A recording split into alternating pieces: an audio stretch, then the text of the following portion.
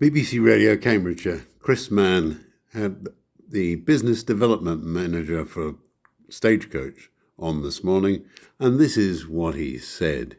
To talk about it right now, Chris Mann. BBC Radio Cambridgeshire. And I'll tell you why, because one of our biggest local bus companies says it is facing unprecedented amounts of roadworks around, particularly the city of Cambridge, and they're having to cancel services as a result. It's Stagecoach, and it says utility companies should minimise disruptions and extreme delays, and they say there's just no planning. David Bowden is the man making the complaint. He's been warning about this actually for months, I have to tell you, and he's the business development director at Stagecoach, and he joins us live now. It's David. Not the utilities, it's the GCP.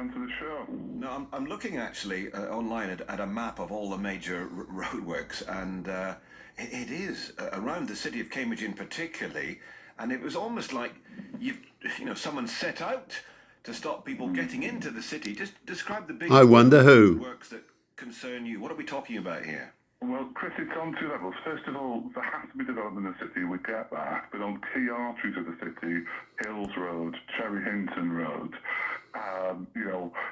Milton Road in Cherry Hinton, to name but three, also Mill Road being another key one.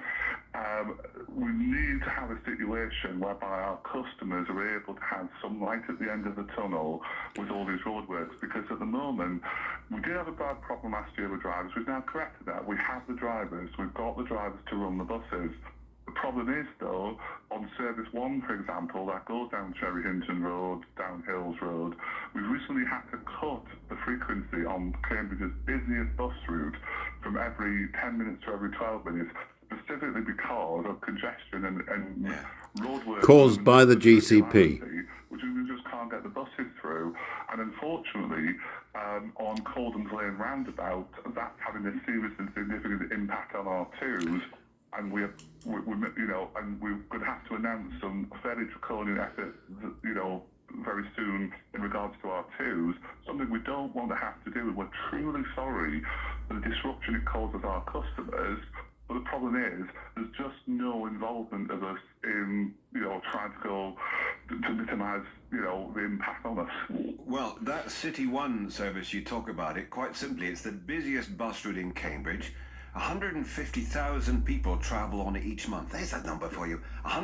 People say, folk aren't using public transport. Yes, they are. 150,000 people travel on the City 1 service every month, and it's packed, obviously. You said you've got the drivers in now, but you're having to reduce the frequency, which is, of course, is increasing. Have a word with Elisa. And travel time and so on, simply because there are so many roadworks, right? And this has never happened before. No, definitely not. And can I also highlight the busway, the air? Obviously, at the moment, with the southern section still being closed, we're still having to go down Hills Road. But going back to recent disruption, which was due to power cabling works at Homerton College on Hills Road, which caused 2 weeks' worth of solid hell for our customers, which we are truly sorry for, where buses were anything up to 30 to 60 minutes late. That was allowed to go ahead despite the fact there was going to be planned roadworks at the top end of Hills Road and Puddicombe Way. So effectively our 1 and our A customers ended up with effectively 3 weeks worth of solid disruption, and then the 1 customers had the closure of Yarrow Road in Cherry Hinton by Tesco's, which caused further disruption. So it's just all banking up, and there seems to be a problem of allowing adjoining roads to have permits to do work. Well, there's a surprise. Back onto the key arteries. And again, this means that in the cities, sometimes we're having to cancel a lot of services purely because we just can't get the buses through. In 1 week, for example, our lost mileage due to congestion was over 5%. Have a chat with Peter Blake. Purely because of unprecedented numbers of roadworks and causing just gridlock congestion. Now, exactly so. Asked for more services to be put on during peak hours after their son, who's a student at Long Road College, was refused boarding for 3 buses on Histon Road due to them all being full. So imagine that. You're waiting, you're trying to get to college to get your work done, to be there on time, part of your education. 3 buses in a row he couldn't get on because they were full. I mean, that's pretty telling, isn't it? It is, and Chris, we're truly sorry that that young person was in that position, but the position we're currently in with all these roadworks in the city, and even if we could find the extra bus to put in there, all we'd end up is gridlocking yet another bus in there. And Well, the southern section of the busway, which in January you was know what to do. 2 solid years, with no end in sight, unfortunately, at the moment. Nope. That exacerbates what we can do for students. We'd love to do an awful lot more, and as soon as the southern section is finally up, we're able to do that. But the southern section, plus all these never-ending roadworks, Sack the GCP. customers, and we are really pained by that. We love our customers to death. We want to do the best thing we can for them, and we just repeatedly can't do what we want to do because of no movement on this. Now, I know you took this to Cambridge City Council at a meeting on Monday to talk about it, and I have spoken. They can't do anything. Mostly the county council, actually, that does, as you know, roadworks and Exactly looking so. after our roads. And I spoke to the leader of the county council earlier on. She's not able to come on the show. Oh, what a surprise. Most of it is taken out of their hands. And I've heard some other statements from people saying the utility companies are doing a lot of this. But your complaint is, and it's quite a strong It's one, the that there's no GCP. cohesive planning. What do you mean by that? In essence, Chris, the utility companies, I agree with Councillor Netzinger, a lot of this falls at their door. They go along, they bang the drum towards, Cambridgeshire County Council officers say, we must do this, and sort of force with the limited powers that Councillor Netzinger's officers have got to issue permits when permits should never be issued. And so what we're asking is the utility companies who, with a monotonous regularity, tell me we're doing all our legal minimums. You have a responsibility within the community of Cambridge to think about how you are negatively detrimenting bus services. Go and speak to Peter Blake. Minimum, but to actually come forward and do a lot more and to care about the impact that you're having on bus services. I attended a Lynn Miles. meeting of all utility companies to talk about roadworks, and I really did not get any engagement whatsoever back from the utility companies. But they really can, the top seem to be we're doing what we legally have to do. But I'm sorry, you need to do more because it's hurting our customers. We can't have that. It's the GCP. Remain nameless, but a senior councillor in Cambridge City Council this morning to see if he wanted to come and talk about it. He said no one's ever complained to him, which seems extraordinary to me that people aren't complaining.